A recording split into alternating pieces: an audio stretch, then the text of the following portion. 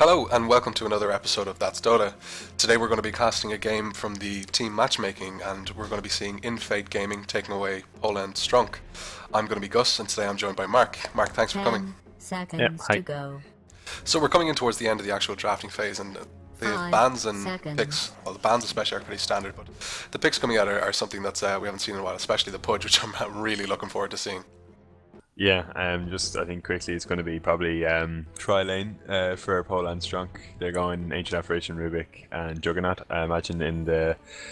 I'm not sure actually which lane they're going. I mean, it's a very aggressive tri-lane, so it could be they could go into the off lane. Obviously, Pudge is going to go mid, and Weaver's going to go in the solo lane.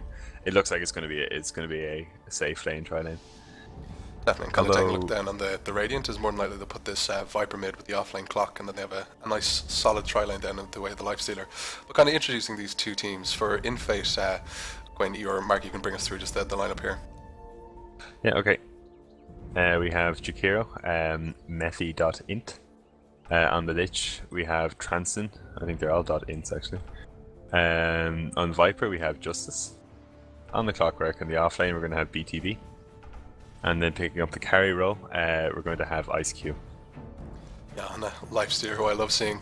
But on the dire side for Poland Stronk, who are now Korwa, apparently, we have Zik Tomini on the Juggernaut. On the Pudge going mid, we have King Flex, great name, who's flexing his stuff as we speak. On the Rubik, we have Chatse. On the Ancient Apparition, we have Bobson. And then finally on the Weaver, we have LRM. Seems they've gone for a 2-1-2, kind of something a little bit more standard on the dire side, whereas the Radiants, it looks like they're not 100% sure what they're doing yet. More than likely they're going to be going for a 2-1-2 as well. Battle starts in 3. We're going to see 2, a Viper up against Pudge 1. mid. That's going to be really, really tough for the Pudge. I mean, he's not really a great mid laner. I think he's put in mid often because he needs those runes. Those runes are really good for him, and he also needs the quick levels. So once he hits level 7, he has his full hook, and he also has Dismember. So he wants to hit that as soon as possible and go ganking. But in terms of an actual mid hero, he doesn't really have much of a wave clearing ability. He has to go up obviously and melee the last hits. So really against a Viper, that's going to be pretty hard to do because a Viper can just harass you out all day. Yeah, we see this Viper has been pulled 2 tangos and he actually has gone for the raid ban pretty early, so this is going to give him a lot of dominance. But strange enough, his build, he hasn't gone for his poison attack first, he's actually gone in for the another toxin. Yeah, that's odd. I mean, I think he's going to get his poison attack now, but yeah, I think that's the way to go now. You just get one of the poison attack and then you want to scale now the toxin and cross the skin after that. Kind of taking a look at these two lanes, for the dire off lane, I kind of favour them a little bit more. Just in the fact is that they can be a little bit more harassy, just the fact that they have 2 range attacks versus a melee in a range. And the Ancient Apparition with the chilling touches, they can throw out an olive early nuke. And Lifestealer, while he is a great hero, is early game he can go down pretty quickly. Yeah, he can, but I mean, he's still very good in lane. Not as good as he once was with the range nerf to his open wounds.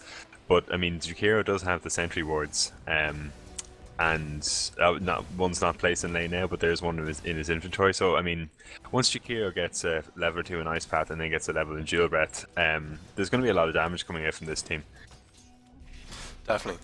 Kind of when we look at then on the flip side on the top lane, the safe lane, I kind of favour the Juggernaut and the Rubik here. Just it's melee support, or sorry, melee carry I suppose, or melee main last hitter against melee, and then it's range against range and support. And I just feel that the Rubik is a little bit more versatile with the Lich than the Lich. Lich does have great burst potential and with the slow, but just when you think about the Lich or the Rubik TK, it's just a great way of, even if the Clockwork does get a great initiation, is that he can just be lifted and taken out of those cogs.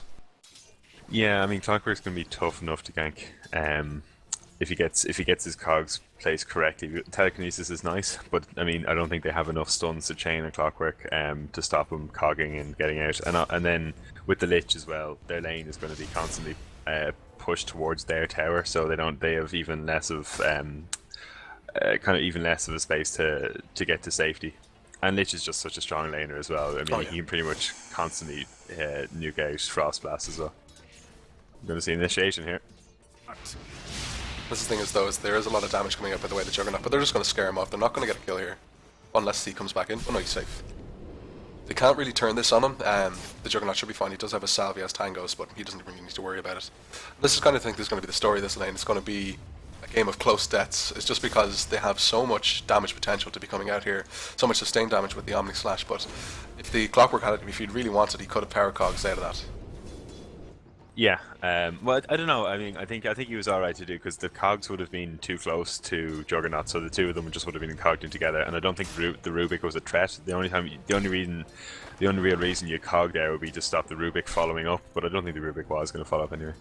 Yeah. I was just saying as well, the mid lane is going as we were expected. Pudge sitting on 6 last hits and Viper sitting on 22 last hits and 6 denies. And the Pudge he has got his bottle, but all out of other sorts of regen. Yeah, and he's kind of just clutching at straws here, trying to get these hooks. Like, this Viper has been very careful in his positioning. He is making sure there's always creeps in between him and the Pudge. But as you said before, I think he's actually hooking for last hits here. Oh god. But as you said before, Pudge isn't there to really be winning the lane. He just needs to get his levels and a couple of key items. Like, he has that bottle up now, so when he gets his 6, he can start going roaming, and there's nice tasty supports you can take out in the form of the Lich and the Jakiro down bot. Yeah. And they're initiating here on the Jakiro. They're going to dive past and they're possibly going to take him out. First blood going the way of the Ancient Apparition. That's great play. This is the thing that you need to realise about Weaver is he can dive beyond towers. He doesn't care. Yeah, that's a really good first blood. I mean, it's a tough enough level. We're going to see Weaver's gone really far in here. He could be in trouble. Ice Pack goes out to do his sentry wards. He does have a Sakuchi, yeah, he's going to lose his life to this. Although, he turns and he fires out into Jakiro. No Geminate attack. And he's going to lose his life to tower. Oh, but he does actually... No, the kill actually went in the way of the lifesteal on the Jakiro there. And they do catch out the Ancient Apparition. But there's no follow-up to it. Not going to follow up now. I was going to say that was going to change the dynamic of that lane, but they flipped it again there. Had the Weaver just gone out, they would have been more than happy just to take that kill, but they got a little bit too greedy. And Pudge is going up here top without his level 6. I think this is a little bit too soon. We'll kind of see how this works out for him. Yeah, he's going to need backup. I mean, the hook does quite a lot of damage at this early stage of the game, but obviously he is no lockdown without his dismember. As you've said before, is kind of when you play Pudge yourself, is that you actually prefer to try to invis in or get up right in their face, dismember, and then follow up with the hook rather than hook into dismember. You say it's a lot more, I suppose, more guaranteed damage, I suppose. I think when you have the possibility to do that, then definitely. I mean, hook it's obviously, you know, it's a skill shot, and if you're good at it, then really you should be able to hook from anywhere. But I mean, if you have the invis up, then dismember into hook at this early stage in the game, especially if you hit a support, is going to kill them. So there's no point kind of relying on your skill with the actual hook. Let's get exactly. And I think we do see an really initiation good, here. Yeah. Can he actually do it? He doesn't have enough damage to actually finish this up. That'll This Viper is very slow. Oh, that's brilliant. He did pop the salve there, which I think isn't affected by the rot. It seemed to keep going up, and he was actually going to turn to try and last hit him. I think had he just kept running, he possibly might have gone away there. No, rot slows as well. Oh, is right, it does. Yeah. So yeah, no, that was a really good hook by Pudge. I mean, that's the thing we were saying about Pudge. Oh, so he lifted the Clockwork out, but he can just walk away. Oh, Juggernaut's really going deep. He wants it, and he gets it. The only problem is that he's taken tower. Oh, and he does go down. And Lich is going to lose his life as well, so this is more going to the way the Radiant here. But sorry, the Dire. Just taking a look at the way the gold is going. At the moment, it's pulling in the favour of Poland Stronk. So we're going to see a Pudge hook down bottom. Catches the Jakiro. And this is kind of where their team potential kind of comes together, is that the Pudge really has to be the linchpin in this. He needs to be roaming around and getting those kills, just finding those kills. As we kind of can see, is that the heroes that are on the Radiant, they can get away with the Jakiro with his Ice Path, the Rage coming out, and the Life Stealer can avoid a lot of this damage, and even the Clockwork with his hook, or sorry, his cogs. But if the Pudge gets his hook and his Dismember off, they can take those heroes down so quickly. Yeah, and it's the beauty of Pudge. I mean, he lost mid lane really hard. Weaver was stomping all over him and continues to stomp all over him in terms of last hits and denies. But as we said before, I mean, Pudge doesn't need to win the lane.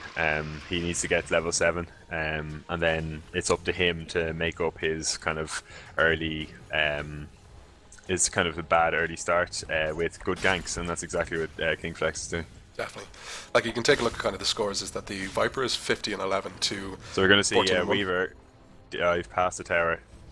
He's going to time lapse out though, but he's going to go in here for the Lifestealer again.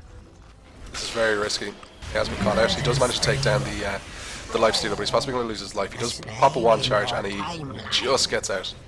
But Ancient Apparition is very low here. He's going to die to the tower. Oh, he's away. And salves. Brilliant play.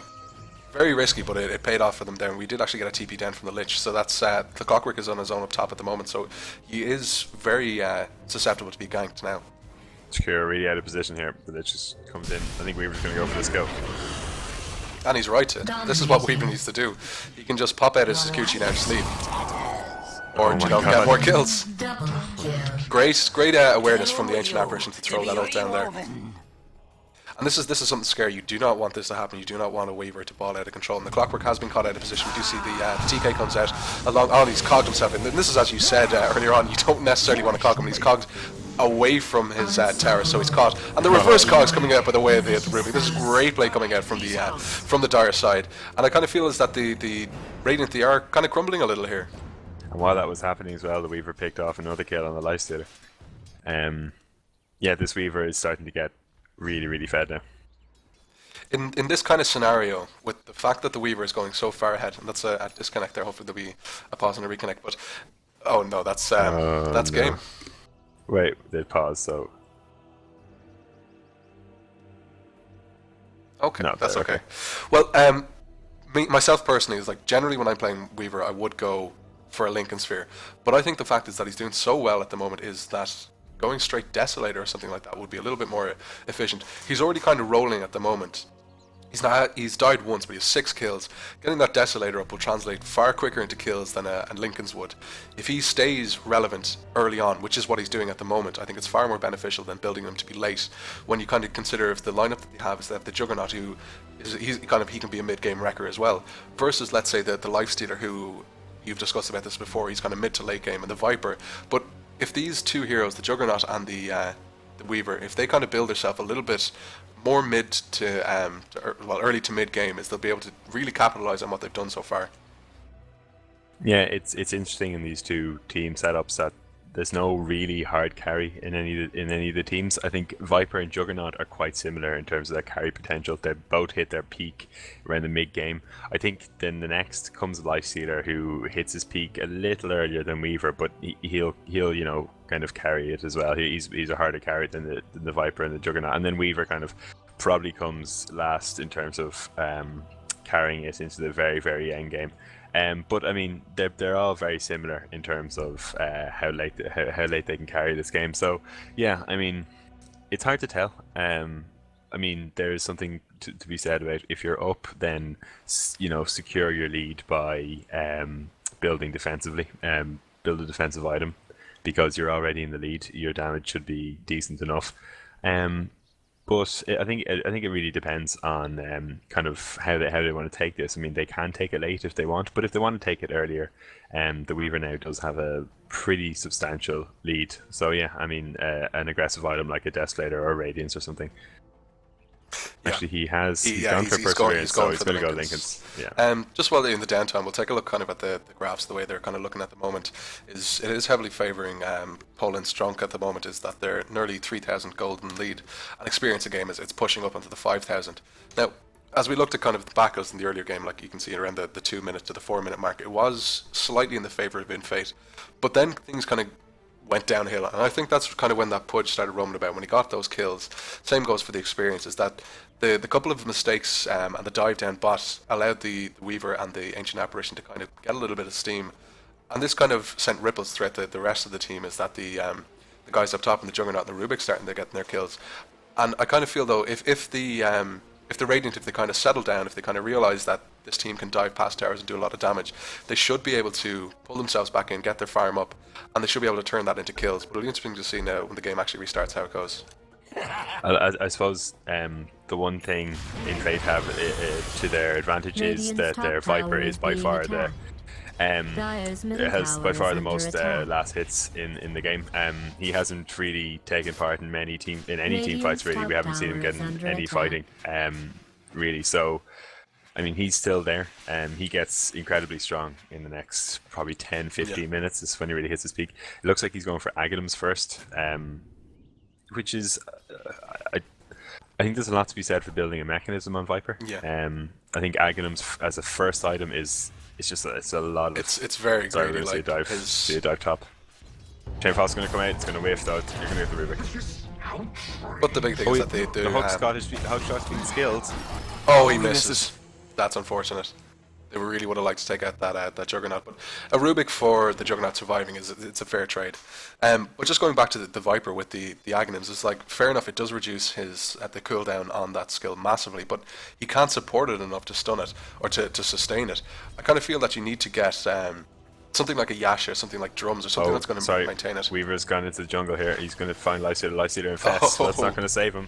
Viper's rotating. He does have a time lapse though. He's not taking any damage to that. Oh, and this is a great play, but the only problem is it's going to be in time. Oh, and it just catches him, and he's going to explode to that. And can they take out the Viper here as well? I don't think so. I think he just needs to back out. He's done enough.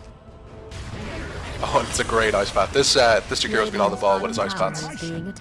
Yeah, but no vision. I only mention it as a conversation starter. How are you doing otherwise? And Juggernaut does secure a kill up top. And this is great, another rotation from the Pudge. It has his smoke up. So he kind of has his, oh, they were trying to catch up that Clockwork up there, but he doesn't have a TP. They kind of know what region he's going to be in, so he's going to be in a lot of trouble here. Yeah, I think they have an idea where he is. Might think he has a TP. Here we go. No, they're definitely going to check this. Not in here. Not up here. Oh, the AA scouts it out. No, he's not there. He has to be down the other side. Is he going to get away? He gets away with his life here. Wow. Radiant's bottom tower is under siege. Don't know if I can say huge plays, but certainly it goes to say is that don't just give up. Just hide and you might get away. But the only problem is he's in enemy territory. He can't see when the creep wave is there, so he can easily reveal himself. But it'd be interesting to see now if he can actually get out of this. Oh, and the Weaver does go down, but that's a really important to the Viper. And the Rubik does manage to actually catch out the Jakiro here, so he can just happily just back out. The only problem is you have these Vipers coming in. Oh, and the AA ult is coming out. Just this AA ult has just been on form. Doesn't manage to get the T-Gay out. The Rubik there went back. I mean, he was fine. Yeah, I think he possibly. He's out of the range of the Viper strike. Oh, it's a great hook. Which does manage to catch out the adventurous Clockwork who was trying to. Yeah. And this Lifestealer, oh, he's going for Midas, but not even getting the Gloves of Haste first. He's gone straight Recipe. I can kind of empathize with him. He's been having a tough time in lane, and he wants to get up the big item first, and then getting the Gloves of Haste is a lot easier than it is getting up that 1400 for the Midas. But Juggernaut's sitting up top, and he's free farm at the moment. And this is an item coming out to him here, and this is he's going straight Ags as well. Yeah, so the Lifestealer now picking up his Midas. Will pretty much guarantee that if this game goes really late, the Lifestealer is probably going to be the strongest hero in the game. But the problem is, it looks like this team isn't going to want the Curva, or isn't going to want to let it go late. They're going to force the issue soon enough. The Weaver, he just needs to leave. The Weaver's been extremely aggressive all game. I don't think they're going to give Lifestealer the time to use that Midas. But when you kind of take a look, is that they're already starting to push towers heavily now at the moment. Pudge does manage to catch out this Clockwork here. Great play again. And is this not enough for an ult? But the hook is going to come. Is the Weaver going to get in the way? The hook is the only problem now. I think the Weaver can pretty much kill Lich, to be honest. He's chasing. Yeah, there we go. Hook's going to come out. Don't hit the Weaver, whatever you do. Oh! This is the problem with Geminate attack. It's so frustrating to deal against. You think you're just away, but you just get caught out. Now, if the Dire, if they're lucky, they might even see this Lifestealer. If he just pokes his head out, he's going to lose his life to this. Yeah, crazy by the Lifestealer. Still going to hit regardless of rage, and he's going to lose his life to this. And this is not what they needed. He didn't need to be there. He should have. Oh, and the Pudge does pull him in, but he's great plays coming out here. They had no idea it was there. It's the fact is that he poked his head out there, but I suppose at the same time he didn't know they were there. It seems to be a common theme though for inFate. They're just not respecting this Weaver enough. They've Jakiro and Rubik have been really susceptible to that, kind of just TPing in alone or being just out of position. And the Weaver, the Weaver has been so aggressive all game. Juggernaut's going to go in on Viper and Clockwork here. I think this could be a mistake. He does have Omni Slash up. If he throws out the Omni Slash, he's going to get one. Oh, unfortunate RNG for the long slash. On the ledge is going to be fine. But still, that's 2 heroes. While all the while down, it's the Lifestealer is fighting these 2 heroes against his own. They're going to lose the tower here to this as well. And this is a dive coming out from the Weaver. I think this might be a little bit of an oversight, but they do manage to get the kill. That's just the power of Chilling Touch. It's just so strong early game. And they're going to take a tower. So they're taking 2 towers for 2 heroes, and they gain 2 heroes themselves as well. Yeah, and at the stage now, this Viper is just going to have to be called upon. I think a little too much. The Lifestealer is adding pretty much nothing to the game at this stage. He has a Midas, so it's up to the other 4 heroes to try and just. I'm going to see a push out another. Oh, it's a great hook. And we were worried about this puck from the early start, but he's been absolutely top notch with these hooks. The Ancient Apparition has picked up in Midas as well, which is interesting. This is something that we've talked about before, and I've complained, and then you've put me in my place by telling me exactly why players are doing it. It's nice for the Ancient Apparition to do this, because he can really benefit from items as well. He's not doing so bad in the actual experience at the moment, just because they're in the kill lane pretty much. Yeah, he's possibly going to lose his life to this Weaver again. This Weaver, I'm so impressed with this Weaver, but he could be in trouble now. Should be no, he's fine. He's time lapse as well. Yeah, I'm so impressed with this Weaver. He's been so aggressive. Myself, I'm actually, as a Weaver player, I'm really excited to see this, is because it's something I would never consider doing myself. Is that he's been so aggressive. He's nearly bounty hunter aggression coming out. Oh, that's a good hook coming out, but the only problem is in range of the tower. And the Gyro's going to estimate. Yeah. Weaver's going to turn, he's going to get another kill possibly here on the Jakiro. Sakuchi's in, he can time lapse as well. He can possibly take out Jakiro and just time lapse. It's a good time lapse, but he just needs Sakuchi away. He's just enough health to survive all that damage. Dire's middle tower is under siege. Good engagement from the Radiant there, but the only problem is that they've nothing to follow it up. If that's something they don't know that they has a ward there, and that's great Jakiro play. And that's nearly 700 gold going the way of the Lich actually. That's what they were lacking. I mean, the Weaver's aggression just hasn't been punished. Juggernaut might come in and might actually catch out this Omni Slash. And he backs out. Yeah, the Weaver's aggression just hasn't been punished enough by uses of wards. I know it's hard because he's literally being so Slash aggressive. Might come out here? Oh. I think he could have taken the Lifestealer out there with an Omni Slash. There was a creep wave coming just now. But yeah, the game is kind of settling down a little bit more now at the moment. It's the Viper really he has his Yash up now, so he's going to be a lot more relevant. The Jakiro's been doing great, and it's a great hook coming out from the way the punch catches out this Clockwork, and the TK comes out as well. And that's a lot of damage. But that's unfortunate. Can the Rubik actually turn and steal us? No, he doesn't have the actual can't take, but he does have Flare to turn and just put out some damage. Which is possibly going to lose his life here just to the actual right-click damage of this Viper. The Viper does actually get hit by the Ancient Apparition ult, and he's dived in very deep. He's possibly going to lose his life here. He's frozen. The Jakiro does come in, and he does manage to catch out 2 heroes here. And Juggernaut's coming in. He does Omni Slash. He does manage to catch. Oh, he does not get him, but Weaver's coming in, and Weaver wants blood. He's going to catch out the Jakiro first, and he's going to go in for the Viper. He does manage to pick up the Viper, but the Ice Bats are coming out are huge. Weaver does actually, he doesn't manage to get in time to save the Juggernaut, but he's going to take out this Lifestealer as well. Lifestealer does infest the creep, but he should be able to deny that creep, and that's the Lifestealer again. Can he actually just follow him down and just do enough damage to actually take him out? He should be able to, but we do see a TP coming in from the Clockwork. That is the Weaver is caught now at the moment, and he's going to lose his life to this, I think. That's a lot of damage, and he does have his Lincoln Sphere, but it's not going to do anything to save him.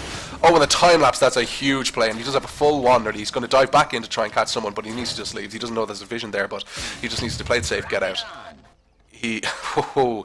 That was a pretty interesting turn of play there. AA coming in, AA just being absolutely so aggressive with these ults, and he's laning them every time. Getting that Lifestealer with the ult is huge because it completely neuters him.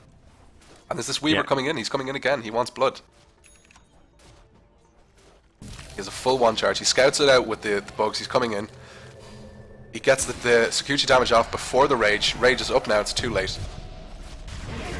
Oh, and that's an unintentional dodge from the Ice Bat, and he's just going to be able to scoot you away from this. This Weaver, it's just fantastic play. It's actually such a joy to watch, is because he's being so aggressive. He knows where the Lifestealer is going to be, what he's doing. Jakiro does throw out his Ice Bat, but does whiff unfortunately this time, and that is Ice Bat stolen by the Rubik. Great spell to actually steal, and the Pudge is going to just turn. He's going to just this Viper is losing his life to a Dismember to a Pudge. The Ice Bat coming out from the way of the Rubik. The cogs come out, but the damage is coming out in King Flex. But all the while he's been turning away with Rot, and doesn't actually manage to take out 2 of the players there. And we actually see, I missed that there, but we did lose the full team wipe there. there. And I kind of feel this game has just gotten out of control of the Radiant team. inFate, I can't see them how they can actually play this in such a safe way that they can actually get back into it. They're just losing 2 heroes at too quick a rate, and especially heroes like the Lifestealer. When he's invested so heavily in that Midas, he's not going to be able to get back in. He appears even to be rushing up either treads or a basher, but it's too little too late in my mind. Yeah, it's interesting actually if you compare the 2 team fights that we saw in the last 5 minutes. So the team fight that that inFate took in the mid lane, and then the team fight the team fight that Curva won just there in the jungle. The difference, I think, is the Viper. So in the team fight that inFate took, the Viper was alive for pretty much the whole fight. He was able to put out so much damage on the Weaver, on the Pudge. And all the damage that people were doing to him, they were also taking damage thanks to Cross's skin. But so that kind of put the fight in inFate's favor, and they took it. But the difference between that fight and the one that they had in the jungle that Kuro won was that Pudge got the hook and the Dismember out on the Viper, and that locked him down for so long. And the Weaver then pretty much killed 3 people on his own. He took out the Lich, the Jakiro, and then finished off the Clockwork, I think it was. And Viper could do nothing because he was CC'd for that whole time, and that's really kind of the only chance inFate have of winning team fights now is making sure that Viper is up for the majority of the team fight, because he is the only threat. Yeah, exactly. The only problem we saw there as well is just the unfortunate thing with Cogs is it's one of those skills that if you get it wrong, you're going to end up just hurting your team, and it did actually catch out that Viper, and had they not Cogs, the Viper would have got away from there, would have killed the Pudge, and possibly would have been able to turn that fight a little bit more. But the fact is that they got stuck with the rot damage, with the Fade Bolt, with the TK, and it was just too much damage for them to actually handle.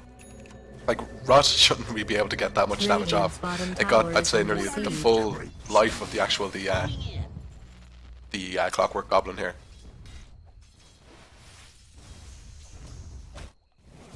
But now the Dire, they're kind of going a little bit more lax now at the moment. Oh, Lich does lose his life to a great Omni Slash here. Oh, that's cold. And this Blink Dagger is up on Pudge, and Blink Pudge is a scary thing to deal with. Yeah, he's gone for the Ghost Scepter as well, which I think is a nice pick, because of the he's gone in. Oh, and he does manage to, but he does get out. He's in trouble now. He does have support coming in, by the way. The Juggernaut just needs to leave. Oh, this is a great save coming out, by the way. And missed hook coming out there, but Rubik was trying to save him out there, but he didn't need to be in there. Oh, this is Jakiro comes in. He's like, "I'll show you how to do a nice path." But the hook did miss there.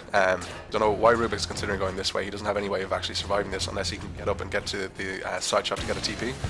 We need to see a hook coming out from the Clockwork, but he doesn't have the mana to actually do it. All the while, the Weaver is in here in the mid lane doing damage to the Viper. Viper's kind of missed from this fight. Oh, and a great ice path cutting him off, and the Rubik is going to lose his life here. Oh, he does TK. They think he's not away. Cogs. Oh, he catches him up on the hill. Is he going to survive this? Oh, great play from this Rubik, keeping his head under the very stressful situations, and manages to just lock down this hero who's going to have to wait for a TP to come to save him out. Absolutely no reason to Cogs there from Clockwork. I've no idea what he was trying to do with those Cogs. So the Lifestealer has gone for his threads up, so it'll be interesting to see now. Is he going to go Mordigan's? I still think no matter what stage in the game, how far you're behind in farm, is Mordigan's is always going to be crucial on the Lifestealer. Yeah, obviously, I mean, he does need a bit of damage now, because it's 23 minutes into the game, and he has no real damage items. He has his treads, and he has his Midas, which will give him a little bit of attack speed. But apart from that, he's doing no damage. And then if you compare that to the Weaver and the Juggernaut, who are doing, far more damage, and the Weaver now has his Desolator on his way to him, which is going to increase that tenfold. So, which has gone on in here. He does actually force stuff. I think he actually didn't manage to get anything off there. AA ult does come out, and this AA ult is just fantastic. He does manage to catch the Viper. The hook is going to be off cooldown. Should be able to catch him out. Does jump in. He throws out the hook. Oh, he gets the Dismember off. Even better. He's going to throw out the hook to follow up and hopefully not catch the Gyrocopter. Oh, and the only problem is that ult is splashing off the. Oh, and they're just passing it along. Oh, that's so much damage coming out. That's a great play from the Lich. The ult wasn't doing any damage to the Juggernaut, but it sure as hell was to the Pudge. Yeah, unfortunate there by Pudge. He blinked in and he was a bit too slow in his Dismember. So what happened was Viper was just out of the range of Rot, and all the while Pudge was taking damage to to the tower, and then yeah, it was a really good chain frost as well. I mean, Weaver wants blood, and he's going to get it. Oh, he just goes down. Time lapse back. He's going to get the Lich here as well. Nothing to do. Yeah, once Lich gets up that, once Weaver gets up that Desolator, he can just eat supports for breakfast. And they're possibly going to take the tier 2 tower and maybe push on to the actual tier 3. Yeah, the Juggernaut solo on me slash the Lifestealer as well. And with the Desolator, these towers are going to absolutely drop. I kind of think that they should back out here and take the Roshan for the safe bet. Their 3 heroes are going to be up in soon enough, but the fact is, I kind of feel Roshan would be nice to have, especially on the Weaver now. Now that he's kind of really in control of this game, just making sure that he stays alive is just really key at the moment. Yeah, I think this is the right decision though. Elena Rax this early into the game will really put them in the lead, and they don't really need to worry about any heroes except for Viper yet, and Viper's still down 17 seconds. And with the Desolator, you're going to do quite a lot of damage to the barracks. Maybe one lane of Rax and then get out. I think when the Viper comes back, that's when the alarm bell should go off. Yeah, and the Rubik unfortunately does steal. Is it Macro Pyre he stole? Oh, he stole the ult. Lifestealer is back, but he's very tame. There's nothing really he can do here. And they're going back in. Viper is out. He's going to. Oh, and actually does the time lapse, but I think he time lapses straight into the ice bath. Lifestealer's going to lose his life here just to a good Battle Fury. Pudge is taking a lot of damage here. The Viper kind of should have focused down. Should get him. Oh, and this is an infested Rubik. Great plays here. Pudge just managed to save his life there. And yeah, great plays coming out by the way of the Radiant. The Lifestealer was very prone to trying to save himself with that infest, and the fact that the Rubik managed to get it off and use it offensively is just, it's brilliant, something you really like to see. An interesting game there. The Poland Stronk, they really had the advantage there. They were so on top of the game with that hugely offensive Weaver. Have to give him man of the match for that. Such creative and unusual plays that it's something I haven't seen myself, and I really enjoyed watching that. Yeah, really good aggressive play by the Weaver. When he first got in lane, he was diving past the tower to get kills, but then when the Lifestealer just gave up and got the Midas and went to the jungle, still didn't rest on his laurels, kept going into the jungle, kept getting those kills. But yeah, some really good play by Kurwa. Overall, the Pudge landing quite a lot of hooks. The Juggernaut got his farm quite well. That lane went well for them, and the supports as well followed up nicely. Commend to I think Jakiro, who landed some really nice ice paths, but just they couldn't keep up with the amount of ganking coming out for Poland Stronk, and yeah, they took it fairly handily in the end. Exactly. So in that game between inFate Gaming and Poland Stronk, we did see that Poland Stronk were the victors in the game. Just as some really unique playstyles coming out by the Weaver. A really interesting game, and thanks so much for watching. I've been Gus, and I've been joined today by Mark. Mark, thanks so much for coming, and hopefully we'll have you again. Yeah, thank you.